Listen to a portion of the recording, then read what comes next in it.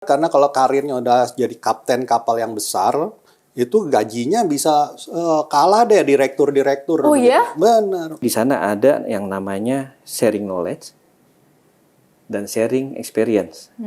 Ini yang mahal.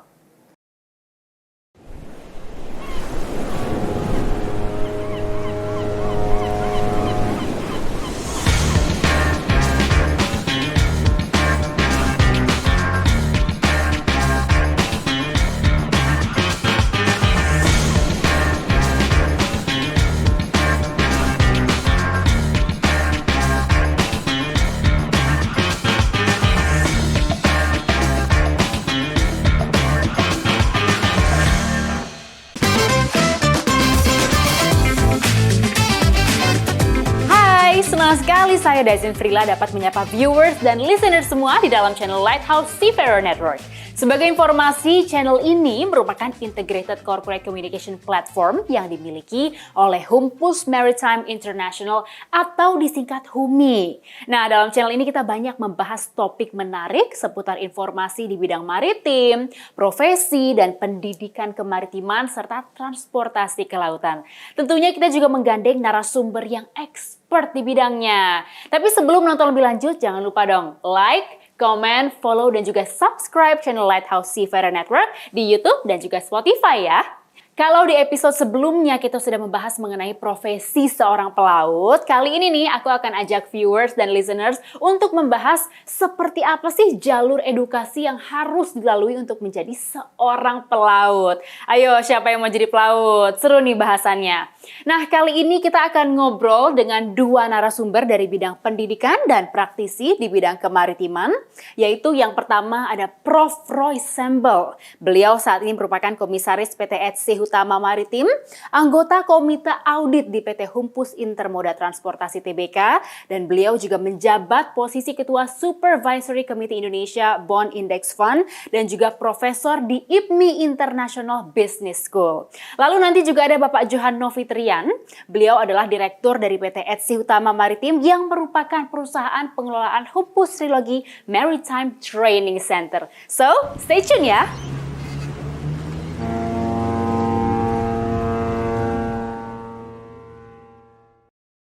Oke, narasumber kita yang pertama ini adalah seorang profesor yang riwayat pendidikannya sangat panjang. Jadi saya sebutkan beberapa aja. Di antaranya pernah mengenyam pendidikan MBA in Management and Finance di Erasmus University Rotterdam, Belanda. Lalu beliau melanjutkan ke University of Pennsylvania, USA mengambil program MBA Management and Finance. Dan selanjutnya mengambil program S3, dokter di bidang Finance di University of Pittsburgh, USA. Langsung saja telah hadir bersama kita Prof. Roy Sembel. Halo Prof. Roy, apa kabar? Kabarnya selalu baik dan penuh semangat. Selalu gitu. semangat banget nih kayaknya. Sesuai dengan nama saya ada semangatnya ya. Apa tuh? Yang Sembelnya itu sebenarnya singkatan. Apa Prof? Semangat belajar. Oh. Nah, jadi cocok memang. Jadi selalu semangat belajar ya. Betul. Padahal sekarang udah ngajar ya, bukan Ya, belajar lagi nih. Tetap belajar terus, tidak ada kata terlambat, tidak ada kata berhenti belajar. Pasti. Gitu. Nah, ngomong-ngomong belajar, hari ini kita mau ngobrol-ngobrol nih Prof. Mungkin untuk pertama aku pengen tanya dulu nih ya ke Prof.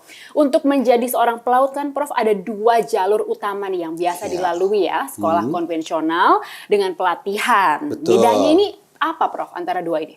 Kalau yang konvensional yang dimaksud adalah yang gelar formal ya, seperti ada S1-nya, S2, S3. Dan arahnya itu kepada konseptualnya ya. Tapi kalau yang berikutnya itu lebih ke arah vokasi, arti keterampilan, ya dilatih keterampilannya supaya langsung relevan di dunia yang nyatanya, yang kepakainya di mana gitu. Jadi program-programnya akan dirancang secara berbeda. Kalau yang di konvensional melatih konseptualnya, kalau yang di vokasi melatih keterampilannya gitu ya. Ya dengan demikian bisa langsung masuk ke dunia nyatanya gitu. Jadi secara praktisnya lebih ya. praktis betul. Nah, kalau kelebihannya antara masing-masing jalur ini apa, Prof? Kalau yang konvensional itu akan mengembangkan konseptualnya ya. Cara berpikir terstrukturnya untuk belajar konsep-konsepnya. Kalau yang vokasi tadi ya itu adalah tentang keterampilannya ya. Jadi keterampilan yang di lapangan yang benar-benar diperlukan gitu. Dan dengan demikian kalau bedanya antara yang konvensional sama yang berikutnya ini ada bedanya profesor sama praktisi. Kalau profesor tuh biasanya menghasilkan sesuatu yang benar belum tentu bermanfaat. Ya. Oh, Atau gitu. terlalu abstrak misalnya. Tapi kalau yang praktisi Secara itu akademis gitu ya, benar. Prof? Kalau yang praktisi itu belajar dari pengalaman masa lalu. Cuma pengalaman masa lalu bisa spesifik kan. Begitu ada perubahan situasi yang baru belum tentu bisa applicable. Harus diupdate lagi Iya, makanya perlu pengalamannya ya. kombinasi dengan konsepnya. Dengan demikian harus dua-duanya jalan. Jadi dua-duanya penting. Nah, tapi tergantung kebutuhan yang mananya dulu, tiap orang karirnya berbeda, akan pilihannya berbeda. Tapi untuk tempo pendidikannya sendiri lebih cepat yang vokasi pasti Iya, ya, yang Prof? vokasi. Ya, karena yang vokasi itu memang langsung untuk keterampilan apa saja yang memang dibutuhkan, nah itu aja fokusnya ke situ. Kalau yang Oke. konvensional kan macam-macam dari berbagai sisi untuk melatih cara berpikir terstrukturnya. Oke, jadi bisa jadi konvensional, bisa Ya. dari vokasi, bisa Betul. macem-macem tuh ya. Pasti Ya. seru banget tapi ya jadi pelaut ya, nggak mainstream gitu di kantor terus gitu kan. Bener. Apalagi Indonesia negara kepulauan juga ya, Iya, Prof? nenek moyang kita kan orang pelaut gitu Oh kan. gitu. Iya, Katanya jadi- ada lagunya nih ya. Iya, Gimana itu tuh? malah ada lagu judulnya Balada Pelaut. Oh iya? Nah, Saya bunyinya. baru dengar tuh, yang aku... Bukan, itu si kapiten. Terus yang ini gimana? Gini, siapa bilang pelaut mata keranjang. Nah, tapi bukan soal mata keranjang ya. Bagus loh suaranya ya. Ya, nanti kita Jangan-jangan bikin. penyanyi juga nih, Prof. Ya, salah satu karir saya kalau nggak mau jadi profesor sebenarnya rencananya mau jadi penyanyi itu. Waduh, abis ini kita rekaman ya. Boleh, boleh. Tapi dengar-dengar Ya. income sebagai pelaut juga lumayan ya, Prof. Kemarin aku bisa wawancara sama salah satu kapten, katanya kalau pulang melaut itu dia bisa beli Harley loh. Benar, karena kalau karirnya udah jadi kapten kapal yang besar, itu gajinya bisa kalah deh direktur-direktur. Oh, begitu. ya? Benar, tapi memang perlu kerja keras, kerja cerdas, dan education-nya, pendidikannya harus pas dan harus terus mengembangkan diri. Gitu. Pastinya, pastinya. Nah, kalau kita bahas kemaritiman nih, Prof. Yes. Banyak nggak sih diklat untuk industri ini? Seberapa tinggi sih kira-kira minatnya? Kalau jumlah diklatnya, sebenarnya di Indonesia ini ada banyak. Karena memang kebutuhannya banyak, kita negara kelautan gitu ya. Jadi dengan demikian hampir di setiap provinsi ada. Oh gitu. Jadi makanya jumlahnya tuh ada puluhan ya. Mungkin lebih dari 50-an persisnya saya nggak pas, tapi kira-kira di atas 50-an. Banyak Banyak ya? Memang karena kebutuhannya ada, jadi perlu supply-nya juga banyak gitu. Oh, jadi sebenarnya kesempatannya itu banyak dan untuk Benar. belajar itu gampang ya. Hampir di Bisa. setiap provinsi itu ada gitu. Bisa, betul. Nah, problemnya nih, Prof. Nah. Ini kan ada banyak diklatnya ya. betul. Gimana cara memilih diklat yang bagus? Tips-tipsnya apa nih untuk teman-teman yang siapa Benar. tahu mau jadi pelaut ya? Benar, jadi tipsnya adalah lihat diklatnya pertama tentang track record atau rekam Oke. jejaknya ya, Track reputasinya. Anda bisa cek di mana-mana sekarang. Yang kedua, lihat fasilitas yang diberikan, ya, fasilitas baik dalam bentuk fasilitas fisik maupun fasilitas non fisik. Yang ketiga, lihat siapa-siapa pengajarnya ya. Dan harus pengajarnya kombinasi antara praktisi dan akademisi. Oh, yang tadi itu ya. Supaya dapat sisi konsepnya tapi juga prakteknya penggunaannya seperti apa. Oke. Dan yang keempat adalah networknya terhadap industri seperti apa. Nah, yang kayak begitulah yang akan menghasilkan lulusan-lulusan yang banyak bisa digunakan dan banyak dicari sama orang gitu. Ada banyak itu dari diklatnya yang nggak memenuhi itu. Ada beberapa yang bisa, misalnya diklatnya dari Humpus HTMC, HTMTC ya. HTMTC. Nah, itu di bawahnya ETSI. ETSI itu ETSI, bukan at the sea. Bisa juga sih. At the sea ya. Iya, ETSI. Nah, salah Karena satunya tuh pelautnya. karena di situ fasilitasnya ada, yang ya, infrastrukturnya maupun yang non fisiknya juga ada, dan juga hubungan dengan industrinya langsung ada kan. Karena di Networkingnya bawahnya, ya, Prof. di bawah Humpus Intermoda Transportasi itu ada banyak kapal-kapalnya, jadi penggunaannya nanti langsung kelihatan gitu. Jadi nggak bingung ya setelah Yes. lulus mau kerja di mana, Betul, jadi bisa langsung ya. disalurkan. Ya. Oke, karena kalau fasilitas-fasilitasnya apa sih yang penting yang harus dicari gitu? Ya, fasilitasnya di samping yang gedung biasa, di gedung kelas, tapi juga ada kemampuannya untuk ada simulatornya ya. Oh, Simulatornya oke. ada ini ya, ada ruangan yang isinya simulator tentang kapalnya seperti apa, dan juga mereka punya network selain yang seperti itu aja, network di tempat lain yang bisa digunakan juga untuk pendidikan dan pelatihannya gitu. Seperti itu. Dan Seru pengajarnya banyak juga dari praktisinya langsung. Ya, jadi mereka langsung belajar dari praktisinya yang bukan langsung dosen tetapnya, tapi juga yang ada dari grupnya misalnya atau dari luar grupnya gitu. Intinya adalah mereka bisa membagikan knowledge yang di lapangannya dan juga bisa jadi network tuh. Ya, kayak Wow. gitu. Ada batas umur nggak sih, Prof? Ya di bawah 100 tahun kayaknya. Nah, anyway, ya pokoknya selama mau belajarnya bagus dan karirnya tuh bisa diperjuangkan. Kalau misalnya umurnya udah 70 ya rasanya agak susah ya. Tapi Jadi kalau kayak kalau mau biasanya banting setir gitu bisa ya, nggak masih mesti dari bisa kecil ya? tapi harus lihat-lihat juga ya karena kebutuhannya akan berbeda karena kalau udah di laut kan ada kebutuhan fisiknya juga atau harus dipertimbangkan ya. Prof, saat ini nih trennya seputar pendidikan Betul. untuk pembangunan yang berkelanjutan Nah, itu nih, dia. Prof. Bisa diceritain nggak sih, Prof, terkait hal ini? Apakah diklat juga bagian dari tujuan itu? Betul sekali. Karena yang namanya pembangunan berkelanjutan ada 3 P-nya, yaitu Apa tuh? prosperity, kemakmuran, dan people, kemudian ada planet. Ya. Planet, oh ada planet Iya, juga di ya. 3P ya. Nah kalau bicara prosperity, itu nanti kan karirnya pelaut bisa membuat orang jadi prosper, tadi bisa beli Pasti. Harley atau apa gitu. Kemudian people, nah ini kita bicara tentang education dari people kan. Jadi dengan education dari people itu bisa menghasilkan orang-orang yang kompeten, berkualitas, dan bisa berkontribusi terhadap lingkungannya dan terhadap perusahaannya.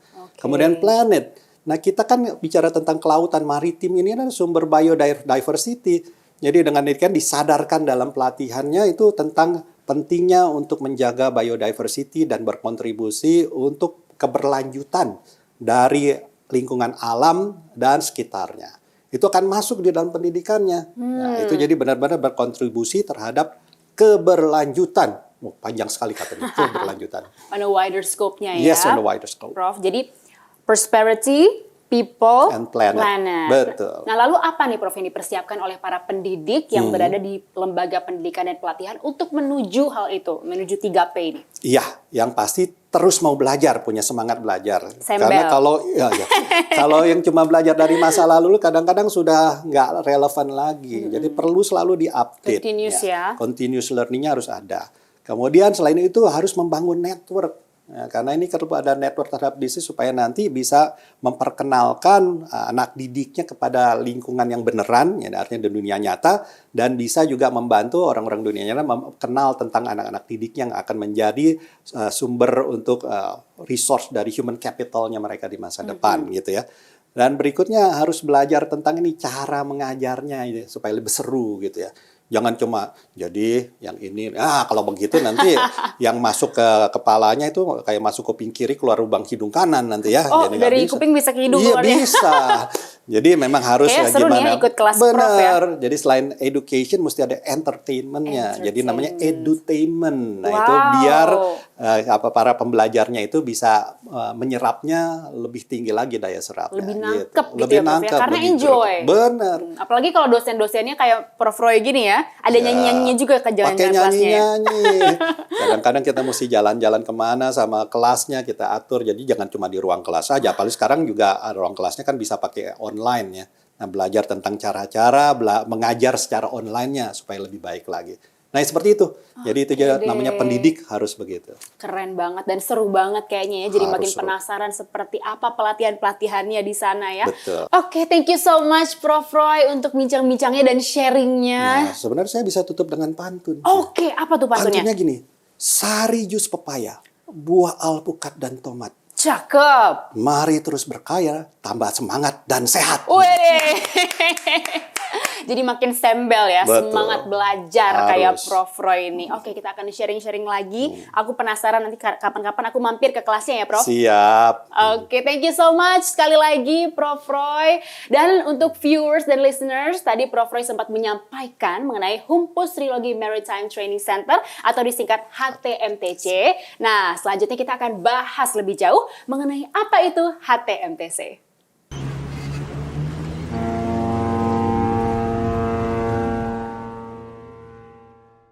Viewers dan listeners, kali ini kita sudah bersama dengan Bapak Johan Novitrian. Beliau adalah salah satu inisiator dari Humpus Trilogy Maritime Training Center atau HTMTC yang saat ini juga menjabat sebagai direkturnya. Apa kabar Pak Johan? Baik, Mbak Daza. Baik, alhamdulillah. Semoga viewers sama listener juga dalam keadaan sehat Tentunya selalu. semoga semua dalam kondisi sehat dan semangat ya, karena kali ini kita akan masih ngobrol tentang HTMTC. Aku pengen tanya dulu nih Pak Johan, mungkin awal mula atau background story berdirinya HTMTC itu seperti apa sih? Iya, Mbak Dazan. Jadi bicara tentang background HTMTC, ini sebenarnya tidak lepas dari adanya peran PT MCS Internasional atau MCSI. sebagai anak usaha dari PT HUMI, Humpus Maritime International yang bergerak di bidang manning agency. Betul. Karena dulunya kami tuh mulai dari divisi training dulu. Nah, dari divisi training, kemudian di sana kami mendapatkan banyak instruktur yang kemudian dari instruktur yang banyak itu nanti bisa kita kumpulkan. Oke. Kita kumpulkan untuk dimanfaatkan dimanfaatkan untuk rencana ke depan. Oke, karena kan sudah ada juga ya marketnya para Betul. pelaut-pelaut yang mau belajar ini ya Pak. Itu market sebenarnya juga ada hadir dari divisi replacement yang ada di PT MCSI. Oke. Karena adanya kebutuhan sertifikasi awak kapal harus dipenuhi di sana. Nah, ini adalah market yang yang niche market ya, market yang sudah ada.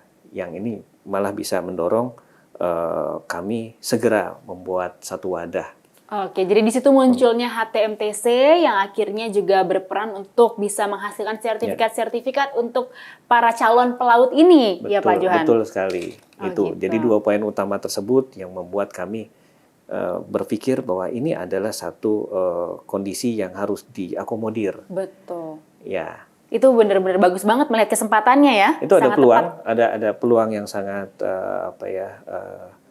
hadir di depan mata kami. Iya, tinggal dijalanin aja ya. Tahun berapa itu Pak akhirnya berdiri? Itu di tahun 2016. 2016. Akhirnya berdiri di tanggal 11 Maret 2016.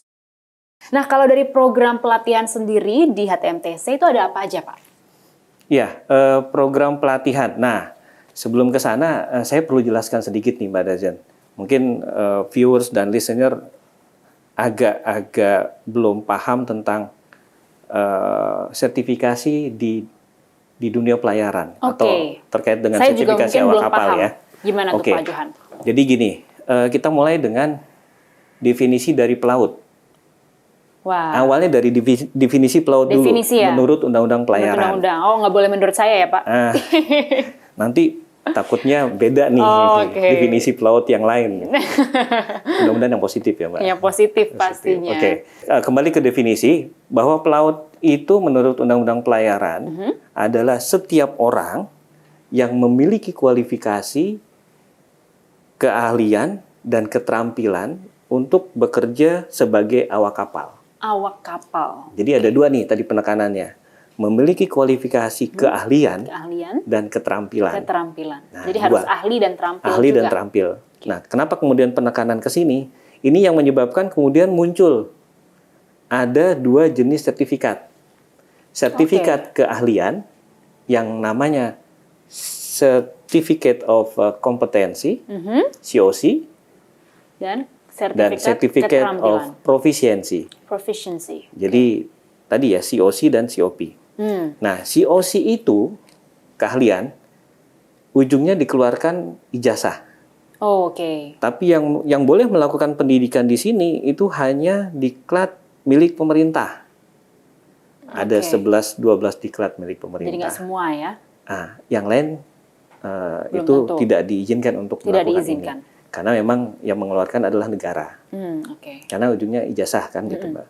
Terus yang kedua tadi terkait dengan COP.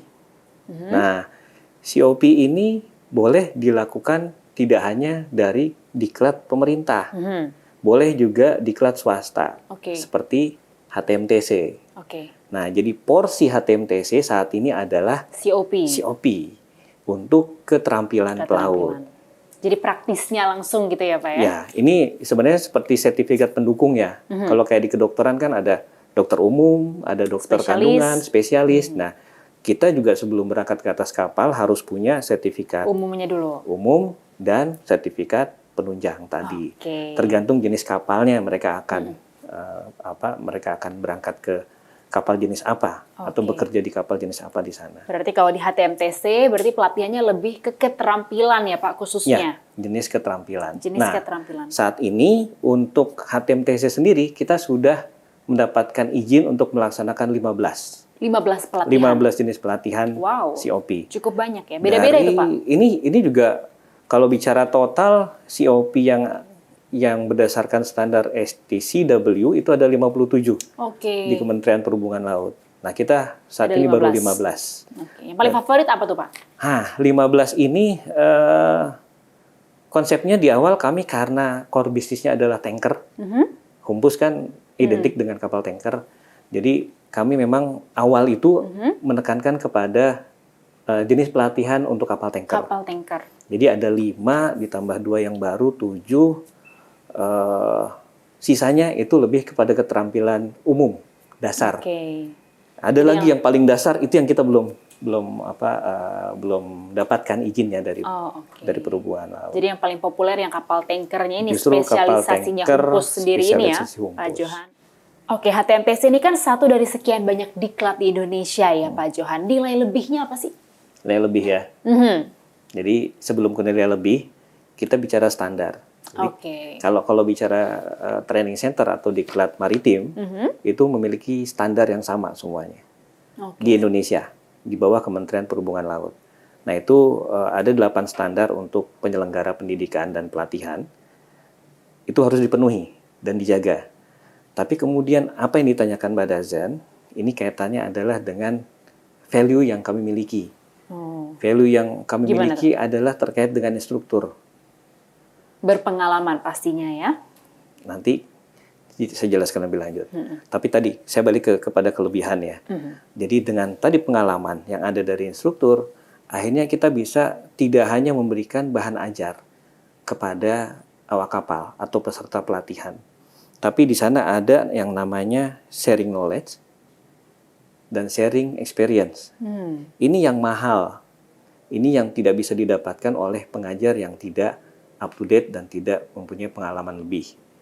Jadi dari 2 ini, kemudian ujungnya kelebihan kami adalah juga secara konsisten dan kami komit untuk mendeliver sertifikat minimal tepat waktu. Atau kalau bisa lebih cepat dibandingkan diklat lainnya. Itu. Jadi nggak perlu nunggu lama ya Pak ya?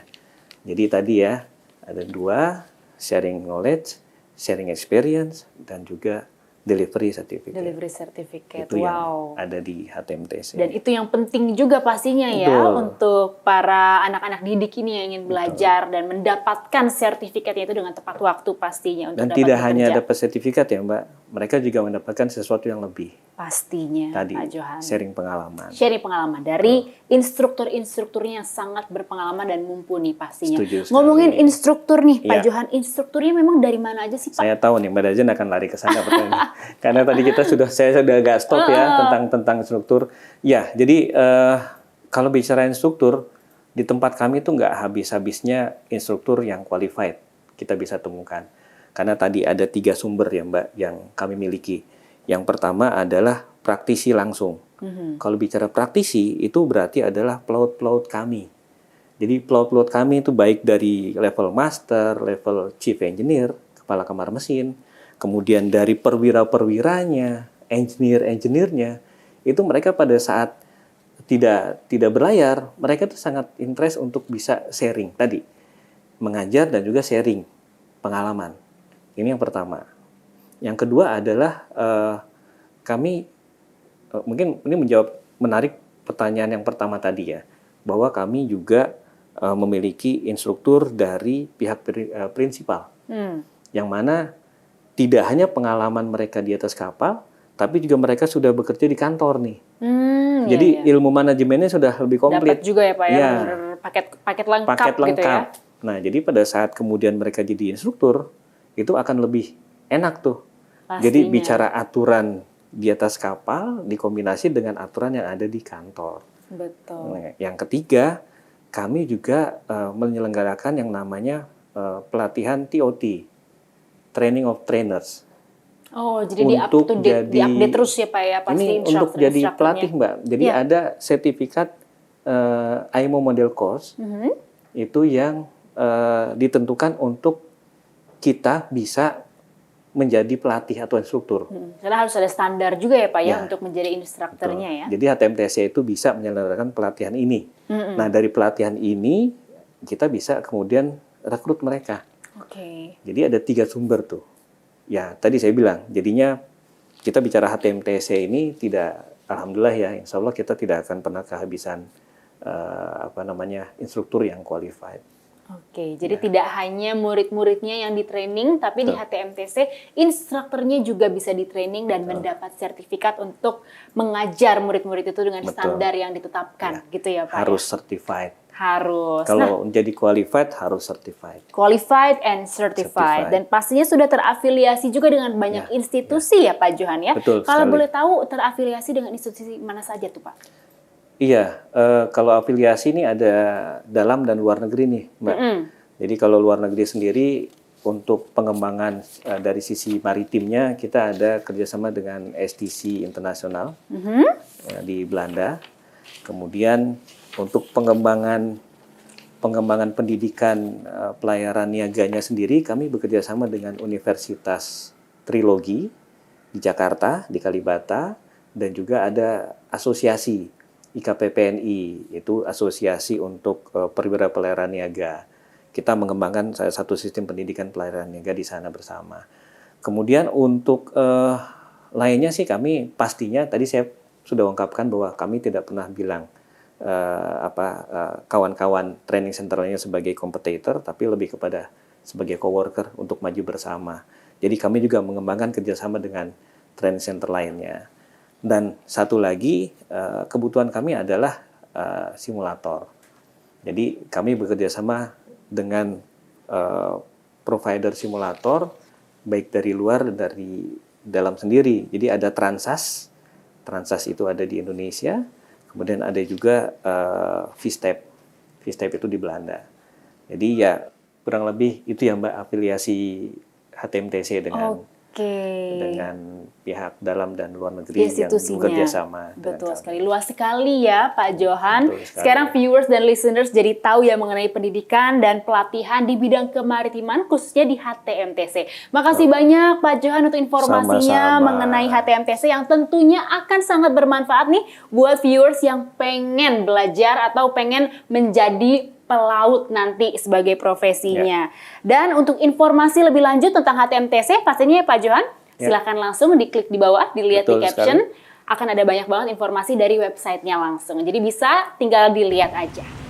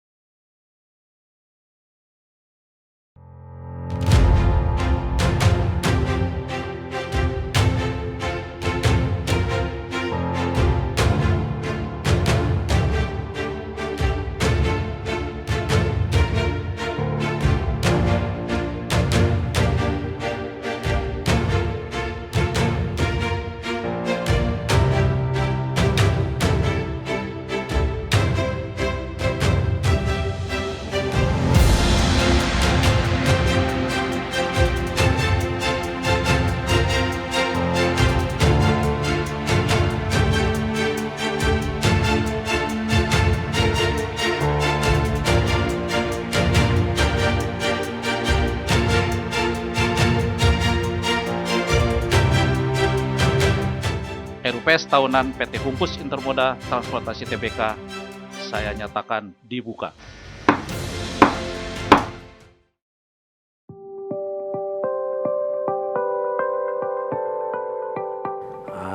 Nama saya Laode Kaimudin. Nama saya Wirandi Maulana Wibowo.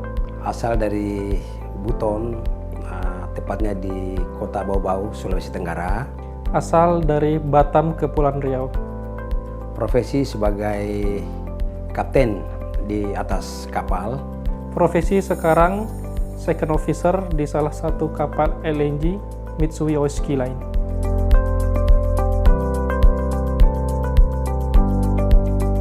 Saya tahu HTMTC dari rekan saya yang ada di Jakarta. Kebetulan kemarin saya dari Dubai.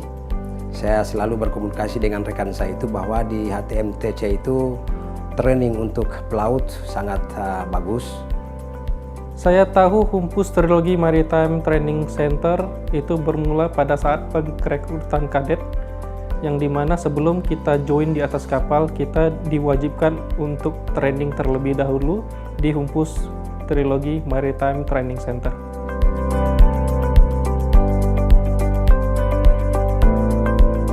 Karena di HTMTC itu saya dengar bahwa peralatan dan para dosennya dan instrukturnya sangat baik.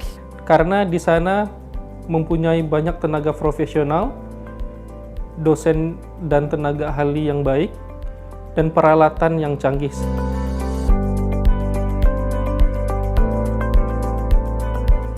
Dampaknya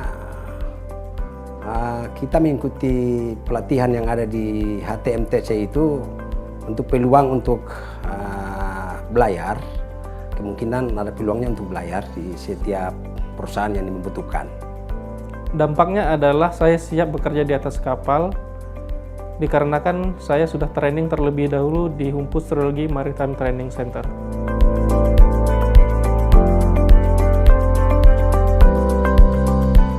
Pesan saya untuk generasi muda, kalau mau ingin jadi pelaut, ikutilah aturan-aturan yang diterapkan oleh pemerintah agar mengambil kursus di mana diklat-diklat yang dibuka akan mendapatkan sertifikat untuk menjadi seorang pelaut. Kalau menurut saya di HTMTC salah satu diklat yang terbaik. Bertekad-tekadlah yang kuat, bercita-cita dengan bersungguh-sungguh, dan tanamkanlah kedisiplinan yang baik.